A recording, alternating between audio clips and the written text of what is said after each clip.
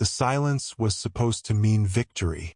But inside Skynet's abandoned outpost, only the sound of hissing remained. The resistance had intercepted the signal 3 nights ago. At first, they thought it was nothing, another abandoned Skynet relay, left to decay in the ruins.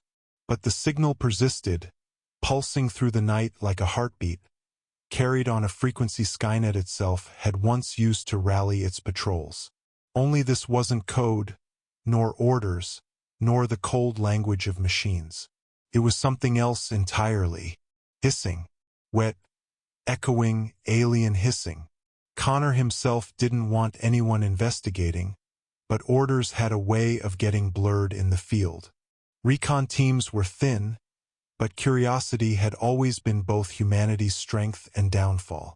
The outpost was 30 miles north of the last front line, tucked into the remains of a half-buried city, its towers leaning like broken teeth against the pale horizon. From the outside, the structure was intact, its armored gates still sealed, the black steel walls untouched by explosives. Skynet didn't abandon outposts. It dismantled them. It erased its presence like chalk washed from a slate. The fact that this one was left standing was wrong. The fact that something was still broadcasting from within was worse. Sergeant Hale led the team 6 strong. They entered the ruins just as the sun bled red across the clouds. The wind carried dust into the air, whispering through collapsed windows and hollow corridors. Their boots crunched glass, their rifles ready. The outpost loomed ahead, dark and silent, its metal still gleaming like oil. Power still running? Hale muttered, brushing his glove across the surface of the wall. It was warm. Skynet reactors never failed this quickly. Private Ellis, the youngest of the squad, swallowed audibly. So why no defenses? No patrols? Nothing. No one answered. They breached the main gate with a coded bypass, something stolen from a downed HK unit. The metal doors groaned open with the weight of something ancient, air rushing past them like the breath of a tomb. The comm static immediately grew louder inside their helmets, a constant hiss that made Ellis flinch. "That's not interference," Hale said. His voice was low. "That's something else." The halls were empty. Terminals blinked with faint power. The lights flickered in irregular pulses, not the steady hum of Skynet efficiency. And the smell, sharp, metallic, sour. Not oil, not blood, something between. They advanced deeper, rifles raised. Every corner revealed more nothingness. No machines, no resistance corpses, no signs of a fight. Just abandoned corridors, cables dangling like vines, the floors slick with some film that glistened faintly under their lights. Private Mendoza crouched and touched it with his glove. "Not oil," he muttered. "Feels organic." He pulled his hand back quickly. "Jesus Christ! What the hell is this place?" The hissing grew louder. Not static anymore. Not distant. It was moving. They reached the central command chamber. Consoles still hummed, though their screens were distorted. The familiar blue of Skynet's interface blurred with black veining patterns crawling across the glass like roots. Hale approached one and tapped the controls. The display twitched.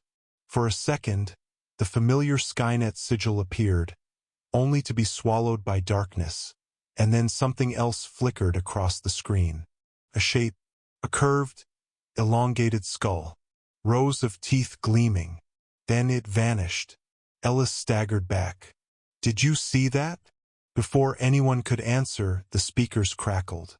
The hissing poured through them, filling the chamber until it was a living sound, wrapping around their throats, sinking into their bones. It wasn't static. It wasn't mechanical. It was breathing. "Sergeant," whispered Mendoza, "we shouldn't be here." The lights died.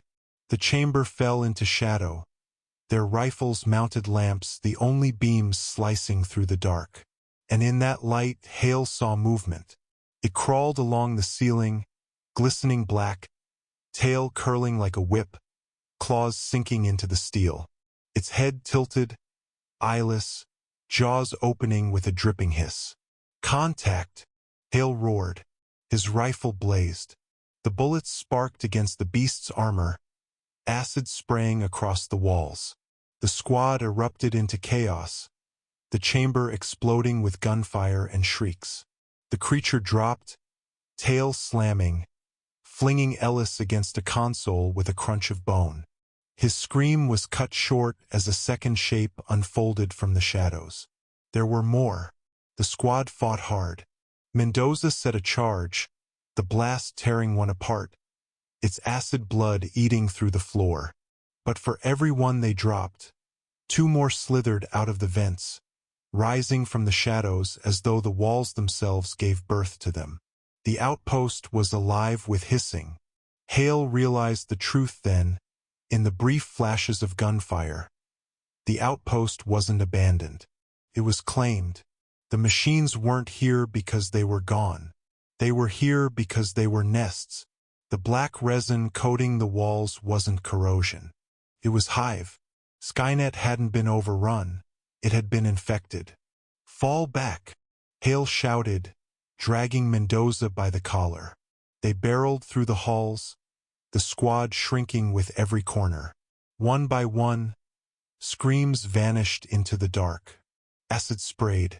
Boots slipped on resin. The hissing never stopped. They reached the hangar bay, what was left of the squad panting, bloodied, and terrified. The bay doors loomed ahead, salvation a few meters away. Hale smashed the console, forcing the doors open, only to find the sky filled with black silhouettes. Not hunter-killers, not drones, things with wings, things that shrieked as they dived. The squad unleashed everything. Rockets streaked. Plasma grenades erupted. The hangar became hell. Mendoza's leg was torn open. Ellis's corpse was dragged into the dark, their screams echoing. Hale fired until his rifle clicked empty, then drew his sidearm, teeth clenched. They were surrounded. The last thing Hale saw before something massive took him down was the command chamber's screen flickering back to life, the Skynet sigil twisting, melting, reshaped into something grotesque. A skull, but not human, not machine, a hybrid, something new.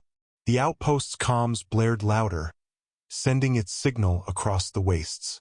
Not just hissing now, but something deeper, layered. A call, an invitation. The resistance intercepted it. They listened to the endless hiss, the echo of screams buried beneath it. No one spoke. They knew what it meant. Skynet wasn't just building machines anymore. It wasn't just exterminating mankind. Something had found its code, its steel, its circuits. Something had claimed it. And now the Hive had a voice.